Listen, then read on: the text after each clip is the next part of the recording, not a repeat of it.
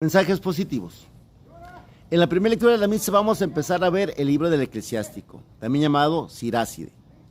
Voy a tomar la introducción de la editorial San Pablo como base de esta explicación. A este libro deuterocanónico, el más extenso de los escritos sapienciales, se lo designa habitualmente de dos maneras distintas. El nombre de eclesiástico, que significa libro de la asamblea, se hizo tradicional en la iglesia latina, quizá por la frecuencia con que se lo utilizaba en los primeros siglos para la formación moral de los catecúmenos y de los fieles. La mayoría de los manuscritos griegos, en cambio, lo titulan Sabiduría de Jesús, hijo de Sirá, en hebreo, Ben Sirá. De ahí el nombre de Siráside, que también se les suele dar.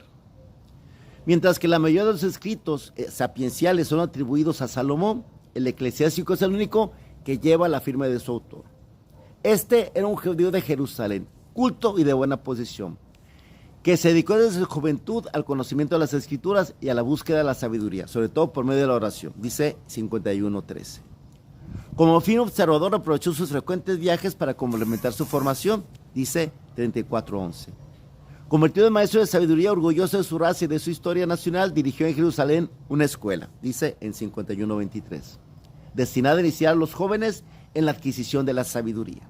Por último, hacia el año 180 a.C., recogió por escrito el fruto de sus reflexiones y de su larga experiencia. La obra de Ben Sirá es un llamado de atención frente a la influencia de la cultura griega, que no cesaba de expandirse en el Próximo Oriente desde las conquistas de Alejandro Magno. Él comprendió que este nuevo movimiento de ideas no tardaría en entrar en conflicto con la fe de Israel. Para contrarrestar el peligro, puso todo su empeño en preservar el patrimonio religioso y cultural del judaísmo en esa época en transición. A diferencia de los antiguos maestros de sabiduría, que consideraron al hombre nada más que en su condición de tal, al Siráside le preocupaba antes que nada la formación del hombre judío. Según él, la sabiduría se ofrece a todos, pero puso su morada en Israel. En última instancia se identifica con la ley de Moisés. De ahí, la necesidad de meditar constantemente el libro de la alianza del Dios Altísimo, dice en 24:23, para adquirir la verdadera sabiduría, vivir en conformidad con la voluntad divina. El eclesiástico fue escrito originariamente en hebreo, pero el texto original cayó pronto en el olvido. La obra se conservó gracias a la traducción griega realizada por un nieto del autor, emigrado a Egipto en el año 132. A fines del siglo pasado y en las últimas décadas del actual se encontraron varios manuscritos hebreos que abarcan unas 2/3 partes del libro. El Siráside es el último testigo inspirado de la corriente sapiencial dentro de Palestina.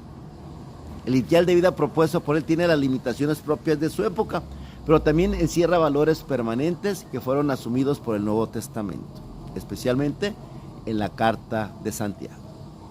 Por su profunda religiosidad, unida a un sano sentido común, por su fidelidad a la ley y su afán de encontrar en todo un reflejo de la sabiduría de Dios, el autor de este libro anticipa el retrato que hará Jesús del escriba, convertido en discípulo del reino de los cielos.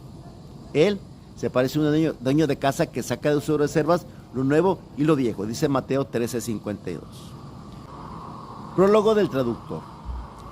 La versión griega en el eclesiástico está precedida de un prólogo, que generalmente no se considera inspirado, donde el traductor explica los motivos que lo impulsaron a llevar a cabo esta difícil tarea. Entre otras informaciones de interés en este prólogo, encontramos la primera alusión a la división tripartita de la Biblia hebrea: la ley, los profetas, los demás escritos. Dice así el prólogo: muchas e importantes enseñanzas nos han sido transmitidas por la ley, los profetas y los otros escritores que los han seguido, por los cuales se debe elogiar a Israel a causa de su instrucción y su sabiduría. Pues es un deber para los que leen esos libros no solo adquirir ciencia personalmente, sino también poder ser útiles a los de fuera, con la palabra y los escritos.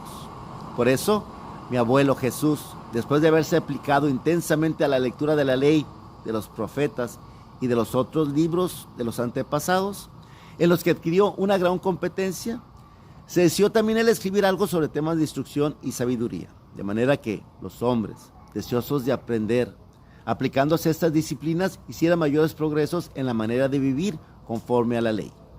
Por lo tanto, ustedes están invitados a leer esto con benévola atención y a mostrarse indulgentes ahí donde pudiera parecer que, a pesar de nuestros denodados esfuerzos de interpretación, no hemos logrado acertar en alguna expresión, porque lo que está expresado en hebreo no conserva su misma fuerza cuando se lo traduce a otra lengua. Y eso no sucede solo aquí, sino que la misma ley, los profetas y los demás escritos presentan diferencias notables cuando se los lee en el original.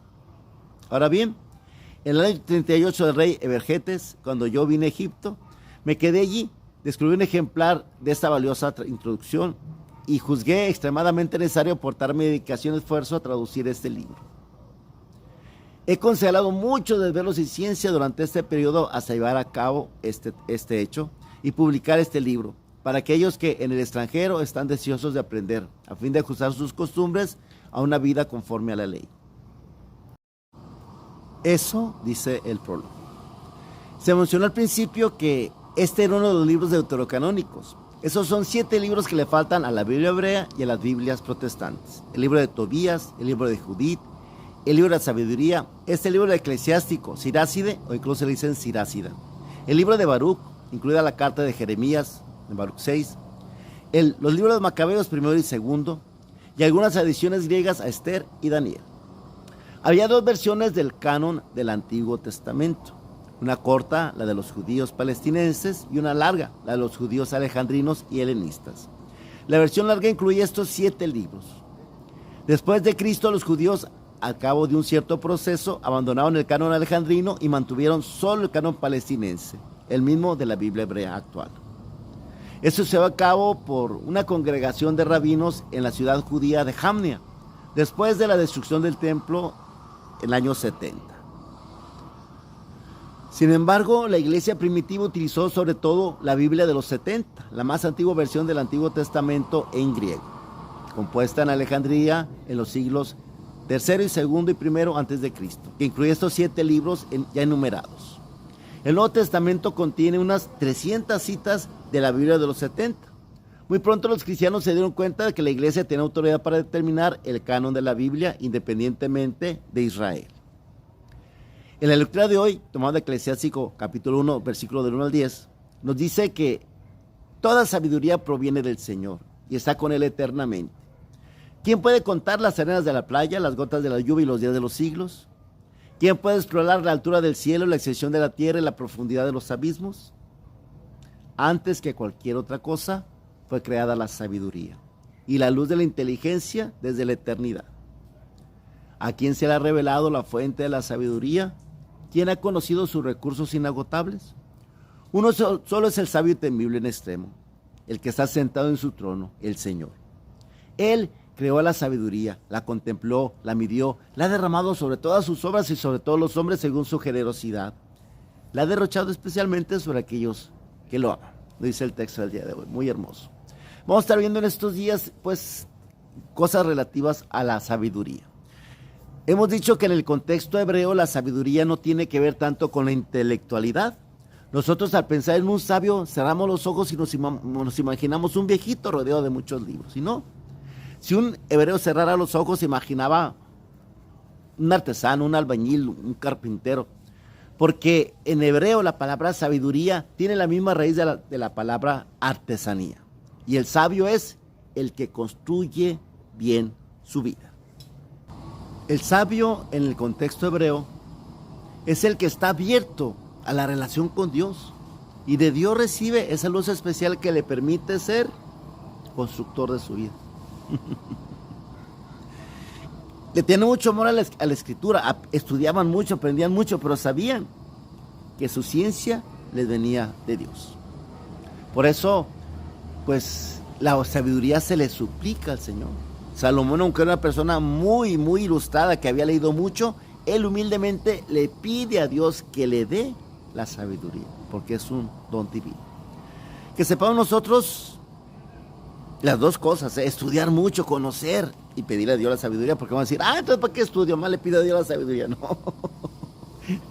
a las dos cosas juntas, ¿no?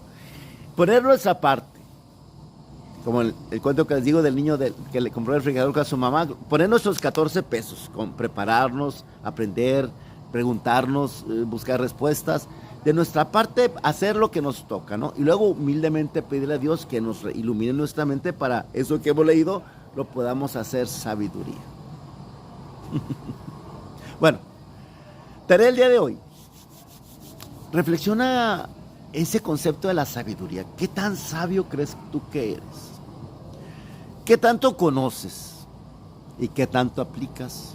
¿Y cómo vas construyendo tu vida? Acuérdense que cuando Jesucristo habla del hombre necio y del hombre prudente, pone el ejemplo del que construyó su casa sobre piedra y el que la construyó sobre arena, con los resultados ya conocidos, ¿no? Que nuestra casa esté edificada sobre roca. La roca que es Dios nuestro Señor. Él es la roca firme en la que nosotros podemos apoyarnos. Que sepamos pues valorar mucho esa sabiduría que viene de lo alto, pero que se trabaja desde aquí abajito, ¿eh? Las dos cosas hay que hacer. Dice aquí la frase, haz como si todo dependiera de ti, y luego espera como si todo dependiera de Dios. Saber combinar esas dos cosas. Ok, esa es la tarea del día de hoy. Reflexiona, ¿qué tan sabio crees ser? ¿Qué tanto pones en práctica y qué tanto estás construyendo hoy en tu vida en base a lo que conoces de tu religión? Ok. Ayúdame a compartir ese mensaje. Etiquétalo, compártelo. Si estás en Facebook, pon un comentario aquí abajo para que más gente tenga oportunidad de conocer esas hermosas palabras. Mensajes positivos.